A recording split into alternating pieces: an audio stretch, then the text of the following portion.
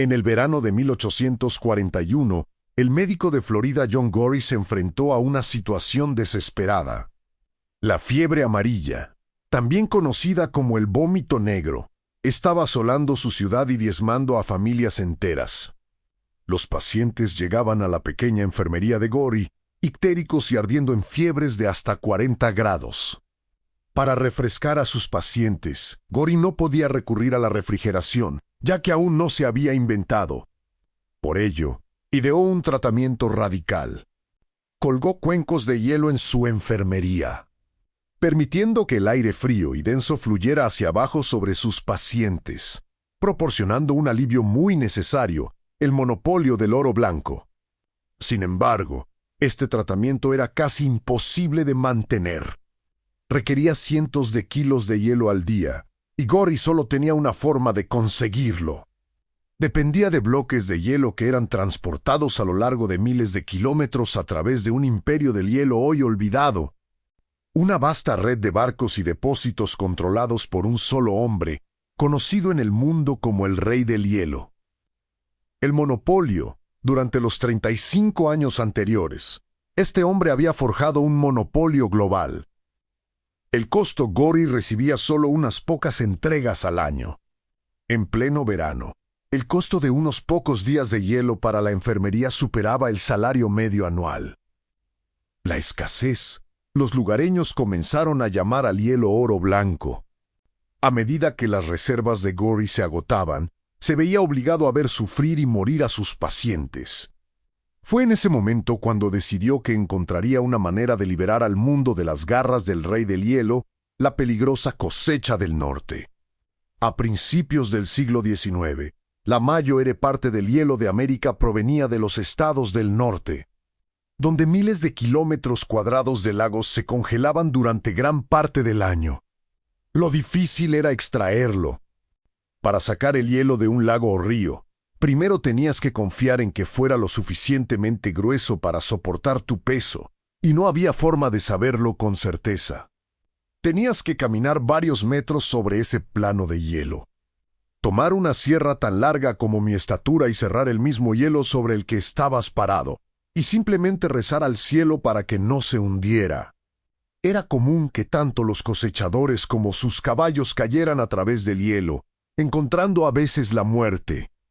Este proceso peligroso y minucioso significaba que el hielo seguía siendo una mercancía rara, disponible principalmente para ricos propietarios de tierras, el origen de una idea. Uno de los pocos que tenía acceso a él era el comerciante de Boston, Fred Tudor, de 22 años. En el invierno de 1805, Tudor recordaba un incidente trágico ocurrido 4 años antes. Él y su hermano contrajeron una fuerte fiebre mientras visitaban el Caribe. En casa, simplemente habrían pedido a sus sirvientes que trajeran algo de hielo. Pero en las islas, nunca se había oído hablar de él sin forma de refrescarse. Los hermanos interrumpieron el viaje y regresaron a América. Y mientras Frederick se recuperaba, su hermano no resistió. Música pensativa, hoy sabemos que el hielo no habría salvado la vida de su hermano, ya que probablemente padecía un caso raro de tuberculosis ósea. Pero, en aquel entonces, Tudor creía que la falta de hielo en las islas era la responsable de su muerte. Fue ese recuerdo doloroso lo que le dio una idea. ¿Y si él pudiera ser la persona que llevara hielo al Caribe? Y, en el proceso, hacer su fortuna, el desafío de los inversionistas. Tudor se puso manos a la obra. Contrató a decenas de hombres para cosechar hielo y buscó inversionistas que financiaran un barco. Pero para ellos, el plan sonaba ridículo. Tudor escribió: «La gente simplemente se ríe cuando les digo que voy a llevar hielo a las Antillas». Era comprensible, ya que el viaje duraría 3 semanas, navegando por mares cálidos bajo el sol abrasador del Caribe.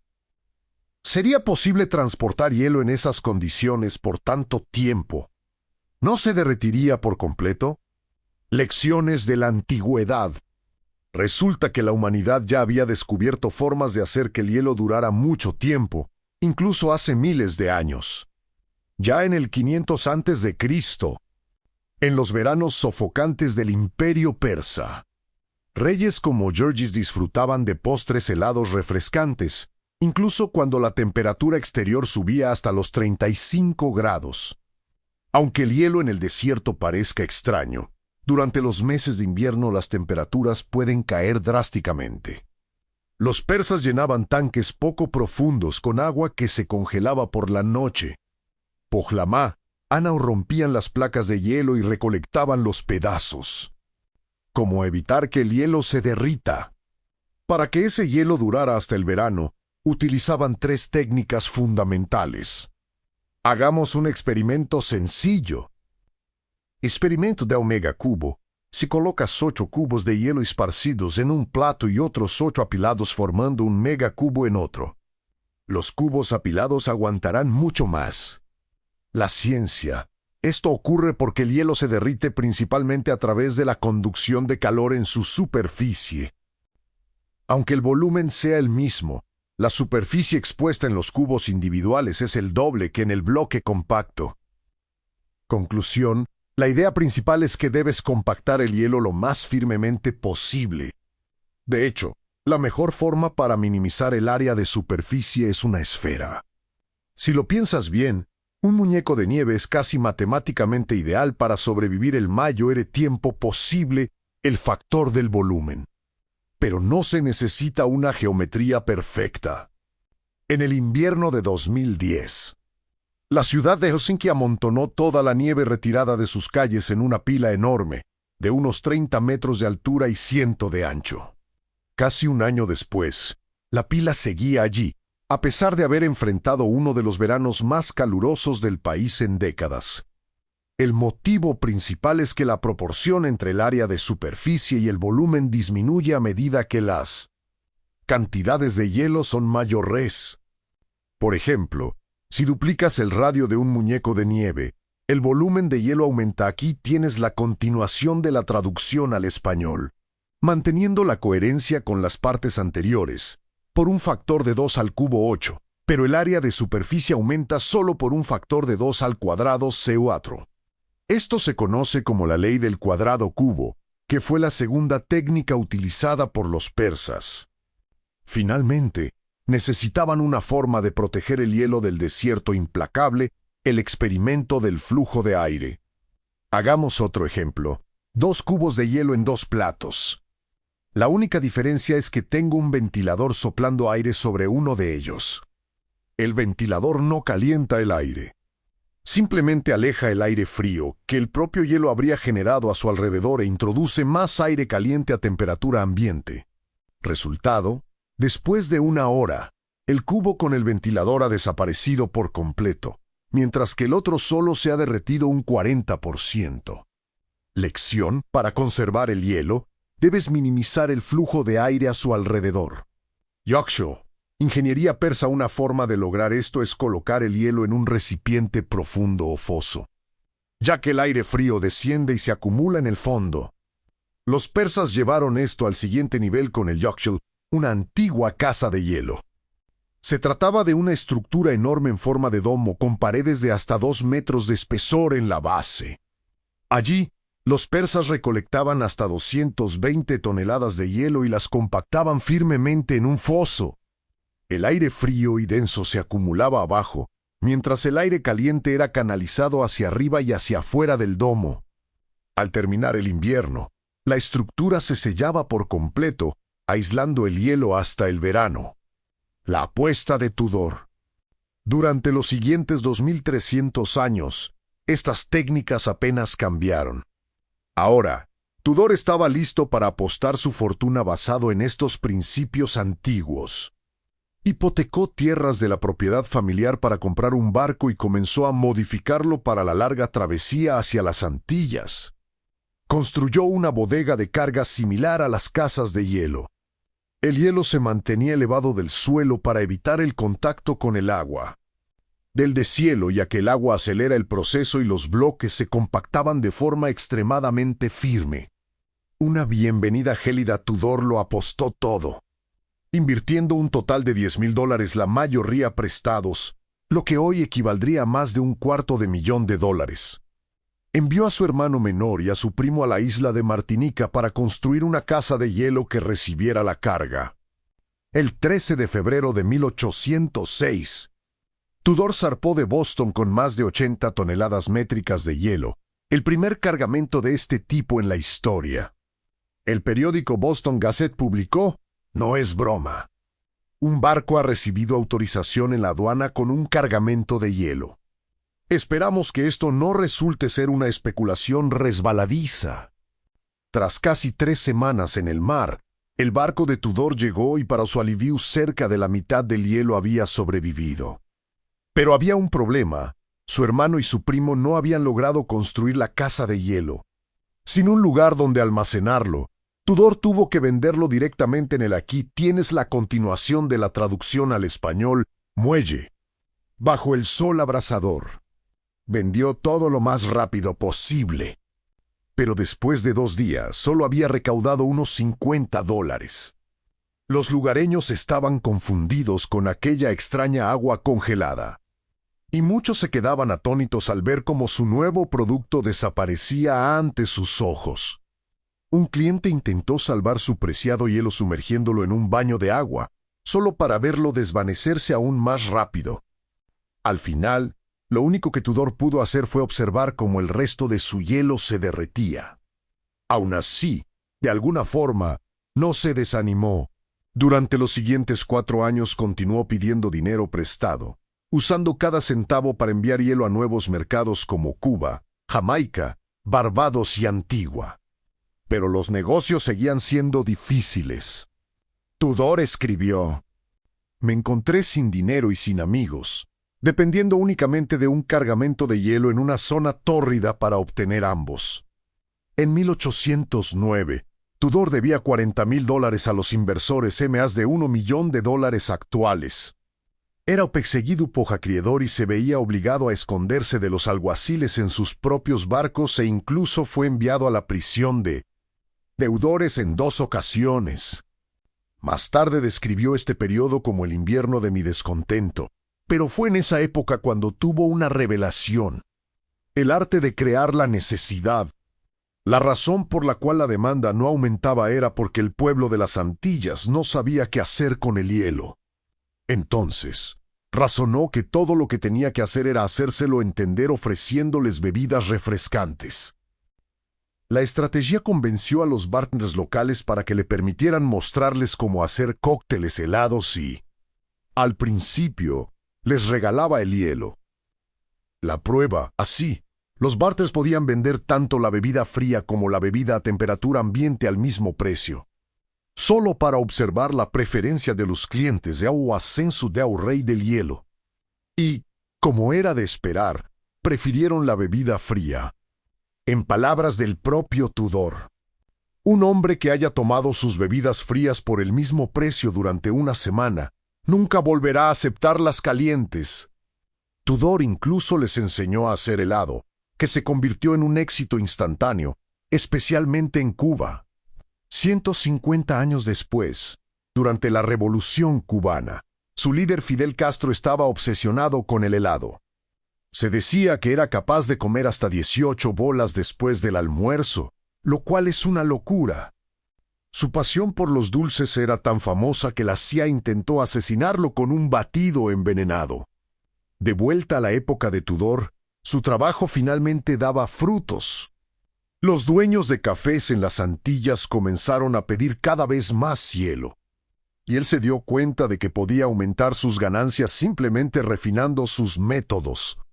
El aislamiento empezó a usar serrín serrín para aislar el hielo en los barcos. El serrín era un aislante fenomenal que podía conseguir básicamente gratis en todos los aserraderos de Boston, ya que ellos solo intentaban deshacerse de él. La eficiencia también sustituyó las sierras manuales en los lagos por arados tirados por caballos. Aquí tienes la continuación de la traducción al español, el marketing de Tudor. Es increíble notar que Frederick Tudor inventó el concepto de muestra Grach para enviciar a los clientes, con algo que ni siquiera sabían que querían las bebidas heladas. Aquellos arados tirados por caballos hicieron que todo fuera más fácil para extraer el hielo. Gracias a esto, el precio de extracción de una tonelada de hielo cayó de unos 30 centavos a solo 10 centavos. En la década de 1820, Tudor finalmente comenzó a generar ganancias y el comercio de hielo se aceleró. Tanto fue así que empezaron a surgir negocios imitadores, pero Tudor no estaba dispuesto a dejar que nadie se llevara una tajada del mercado que él mismo había creado. Para mantener su monopolio, solía bajar sus precios por debajo de la competencia hasta que estos se rendían o quebraban. La conquista global, la ambición de Tudor no se detuvo ahí. Escribió que había un experimento que deseaba realizar desde hacía 20 años. En 1833, asumió su mayor desafío hasta la fecha, una travesía de 4 meses para enviar hielo al otro lado del mundo, hacia Calcuta, India. El éxito en la India, a pesar de que el viaje era 5 veces más largo que su primera travesía al Caribe, más de la mitad del hielo sobrevivió. En los siguientes 20 años, Tudor ganó cerca de $220,000 solo en Calcuta. Expansión total, abrió rutas hacia Brasil, Singapur, Hong Kong e incluso Australia. Sus ventas anuales saltaron de menos de 10,000 toneladas en la década de 1830 a un récord GG. 132,000 toneladas en 1856. Al ver la riqueza y el poder de su monopolio, el mundo le dio a Tudor un nuevo nombre, el Rey del Hielo, en menos de 50 años. El comercio de hielo se convirtió en una de las mayores industrias de EU y en su segunda exportación más grande por peso. De lujo a necesidad, el hombre del hielo. Lo que antes era un producto de lujo se convirtió en una mercancía común. En la década de 1860, empezaron a aparecer en las cocinas las famosas neveras o cajas de hielo. Eran armarios de madera aislados con un compartimento para el hielo en la parte superior que enfriaba los alimentos debajo. Este aumento en la demanda dio lugar a una nueva y curiosa profesión. El hombre del hielo. El repartidor iba de puerta en puerta entregando bloques enormes de hasta 45 kilos. Aunque la entrega a domicilio no era algo nuevo.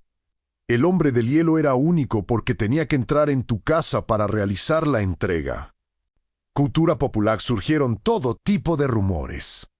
Chistes y canciones populares como Ella se enamoró del hombre del hielo o El hombre del hielo se llevó a mi esposa. Incluso en las tarjetas de San Valentín de la época se leían juegos de palabras como El hombre del hielo dejó a mi esposa demasiado caliente. Él debería entregar hielo. Era algo muy gracioso para la época. El consumo de hielo en grandes ciudades como Nueva York se disparó. Para finales del siglo XIX, el hielo se había transformado en un negocio de un. Aquí tienes la parte final de la traducción al español, que cierra la historia del impacto industrial del hielo, $1,000 millones. Y aunque parte de la demanda se debía a las neveras domésticas, la verdadera fuerza motriz fueron varias industrias nuevas. Dato curioso para tu contexto, ¿notaste que el texto menciona que abrió rutas hacia Brasil? El hielo de Boston llegaba a Río de Janeiro y era una sensación absoluta en la corte de Don Pedro II. Antes de eso, la gente solo bebía cosas a temperatura ambiente o enfriadas en pozos. Esta historia termina mostrando cómo el hielo permitió que la comida viajara a largas distancias carne, frutas, etc., cambiando la dieta del mundo entero. La industria del hielo impulsó también la pesca, el procesamiento de carne y la industria cervecera, convirtiéndose en un sector de múltiples niveles. El vagón refrigerado y la lechuga iceberg. Con la llegada de los ferrocarriles surgió el vagón refrigerado, vagones aislados con bloques de hielo para transportar productos perecederos. Gracias a esto, frutas y vegetales que antes estaban restringidos a ciertas regiones se convirtieron en productos de consumo nacional. Damascos y cerezas de California o fresas de Florida podían viajar ahora hacia el interior del país. De hecho, ¿quieres adivinar el nombre de un vegetal que se hizo muy popular gracias a estos vagones? Un vegetal helado. ¿Apuesto por la lechuga? ¿Qué tipo iceberg? Tiene que ser la iceberg, ¿verdad? Exactamente. Es como agua crujiente. Es agua crujiente, pero en realidad se llamó iceberg por el hielo que la mantenía fresca. La revolución de la carne y la cadena de frío. Este cambio marcó el inicio de lo que hoy llamamos cadena de frío. Para la industria cárnica, fue un avance monumental. Antiguamente, la única forma de transportar carne fresca era enviar vagones llenos de ganado vivo desde las granjas hasta las ciudades. Los animales terminaban en corrales locales dentro de la ciudad antes de ser sacrificados, lo que llenaba los centros urbanos de vacas sucias y ruidosas. Además, como casi la mitad del animal no era comestible, el transporte era extremadamente ineficiente y costoso.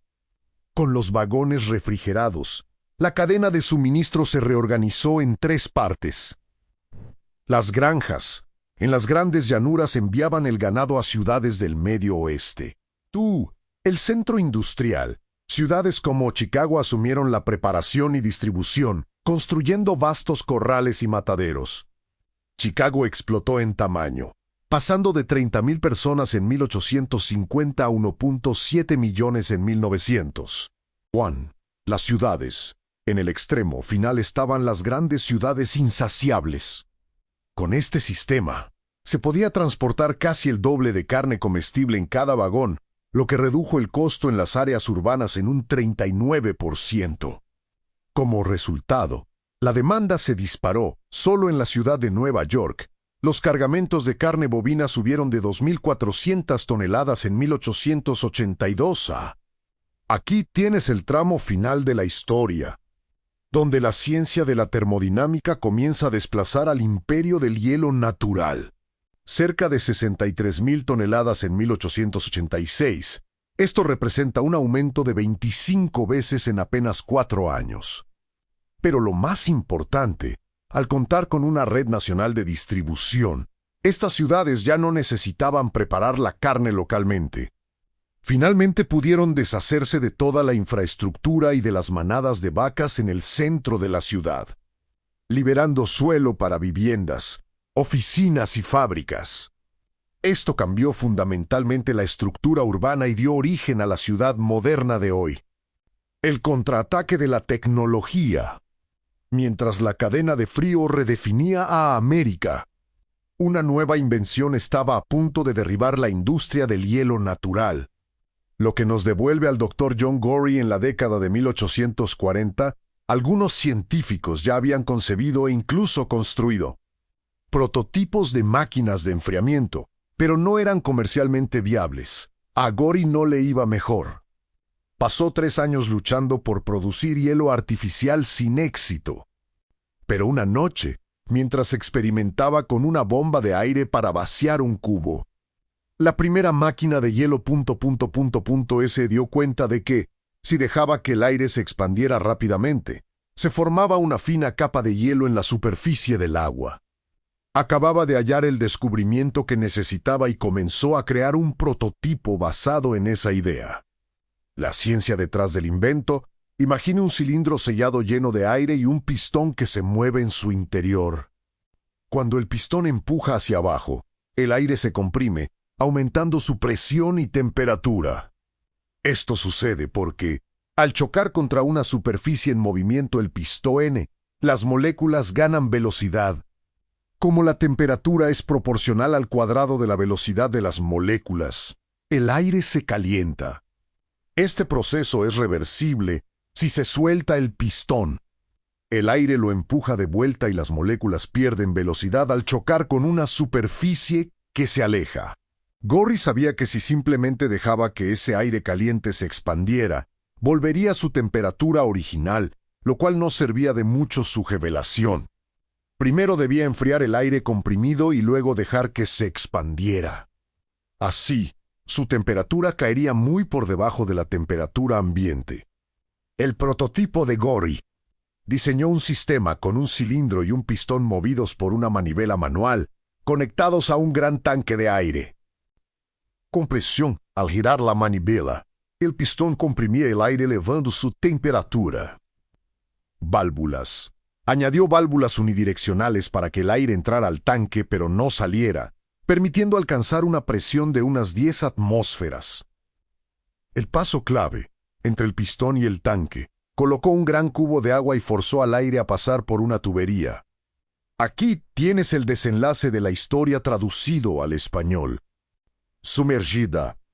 Esto enfrió el aire hasta alcanzar aproximadamente la misma temperatura del agua. El resultado fue que su tanque seguía lleno de aire a alta presión, pero en lugar de estar caliente, estaba frío.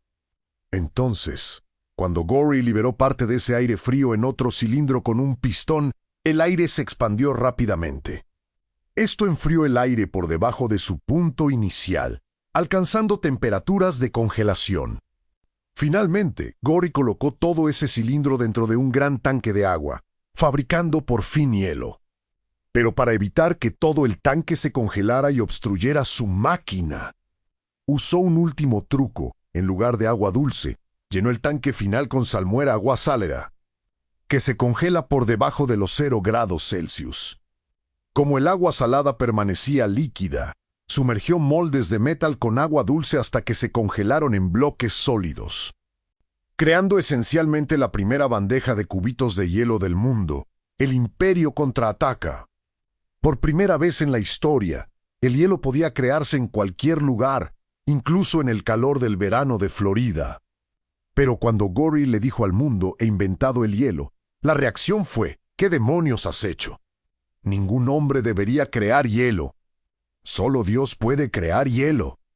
Lo que John Gory no sabía era que, en los primeros lugares públicos donde anunció su invento, Fred Tudor tenía sus asociados entre el público. El rey del hielo no era un hombre que aceptara amenazas a su imperio a la ligera. La campaña de desprestigio, Tudor pagó a editores de periódicos por toda la costa este para publicar artículos escandalosos sobre Gory. Titulares. Desde Tallahassee hasta Nueva York, los periódicos publicaban titulares como: hay un lunático que cree que puede hacer hielo tan bueno como el del Dios Todopoderoso. El final de Gory, aunque patentó su máquina, nunca ganó un centavo con ella. Pasó sus últimos años en la ruina financiera y murió solo y sin dinero, probablemente a causa de la malaria. Se dice que sufrió una fiebre extremadamente alta en sus últimos días, el mismo síntoma que intentó aliviar durante tantos años. El legado y la física del frío. Sin embargo, el invento de Gory no fue ignorado. Pronto, otros comenzaron a trabajar en máquinas de enfriamiento artificial, incluido James Harrison, un ingeniero escocés en Australia. Harrison se dio cuenta de que la máquina de Gory tenía una desventaja: dependía solo de un compresor y un motor de expansión. Decidió intentar un enfoque diferente usando líquidos volátiles. ¿Por qué la parte de atrás del refrigerador está caliente?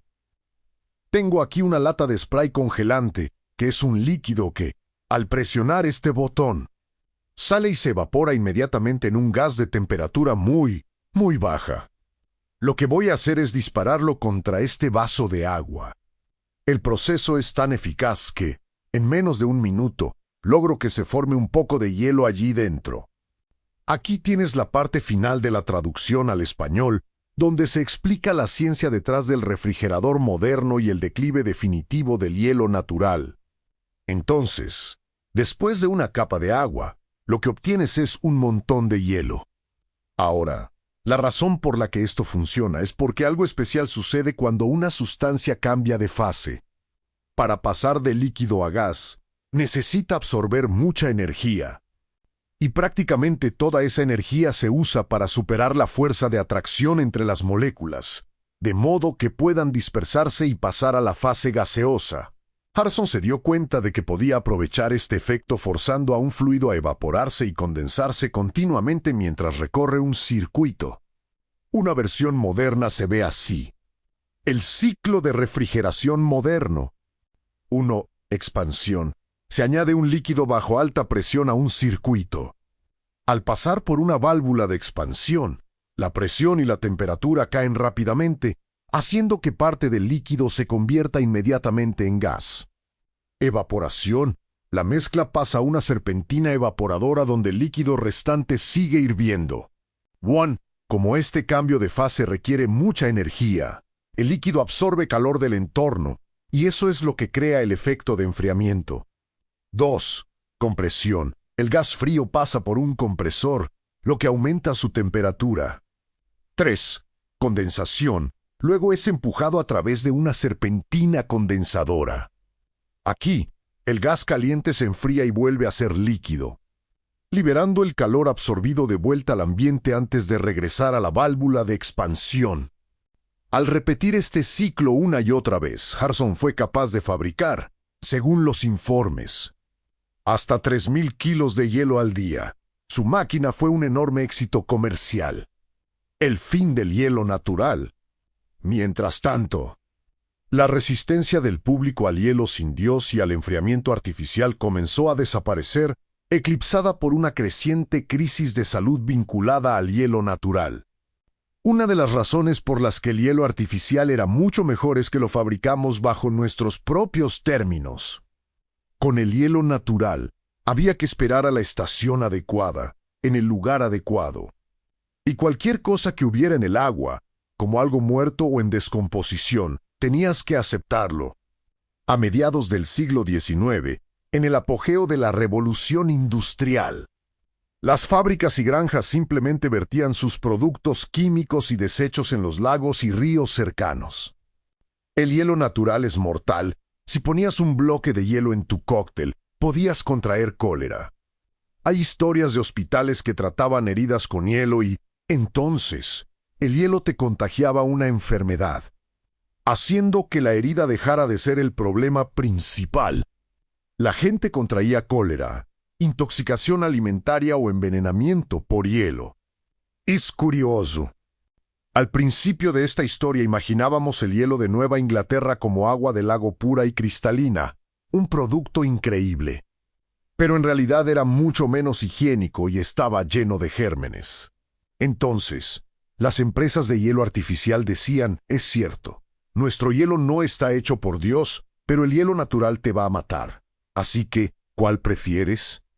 Después de que el primer refrigerador doméstico asequible llegara al mercado de masas en 1927, se convirtió en una de las nuevas tecnologías adoptadas más rápidamente en todo el siglo XX, pasando de menos del 1% de los hogares en la década de 1920 al 85% en One-Four. Esto hizo que su despegue fuera incluso más veloz que el del automóvil, sustituyendo a la carreta tirada por caballos. Existe este argumento. ¿Sería el mundo realmente tan diferente sin la refrigeración? Claro, pensamos en la comida, las fresas, la lechuga ice. Pero luego piensas en las vacunas, las donaciones de sangre, la insulina. La misma cadena de frío transporta todas esas cosas, más allá de la cocina, la ciencia del frío. Además de la medicina, los mismos principios que Harrison Gori usaron para sus refrigeradores son los que nos permiten enfriar cosas hasta casi el cero absoluto. A lo largo del último siglo, muchísimos de los descubrimientos que hemos realizado dependen de este principio. Medicina, exámenes de resonancia magnética MRI. Física, el gran colisionador de hadrones en el CERN. Exploración espacial, el telescopio James Webb. Biotecnología, la historia del PCR, donde la bacteria Thermus aquatis permaneció en un refrigerador por 16 años antes de que Keylus la descubriera. Sin un refrigerador, no habría existido esa conexión para hacer viable el PCR de esa forma, controlando lo invisible. Creo que es más fácil enfocarse en el movimiento de objetos macroscópicos. Pero esto trata realmente de controlar el movimiento a la escala más pequeña posible, controlar el movimiento térmico, lo cual es un avance increíble. Piénsalo así, hemos podido calentar cosas desde hace mucho tiempo. Si quieres aumentar la energía térmica de las moléculas, podías hacerlo desde que dominamos el fuego. Pero el hecho de tomar esas moléculas y descubrir cómo eliminar su energía térmica para realmente desacelerarlas, esa es la historia de la refrigeración. Y es algo muy reciente, pero con efectos profundos. Gory fue capaz de fabricar hielo porque no tuvo miedo de salir de su propia profesión, la medicina. Reflexión final. Calentar es fácil, ve hasta con quemar algo. Pero enfriar exige una comprensión profunda de la física y de las moléculas. La refrigeración no sirve solo para mantener la cerveza fría. Es la base de la ciencia moderna, de la exploración espacial y de la medicina de vanguardia.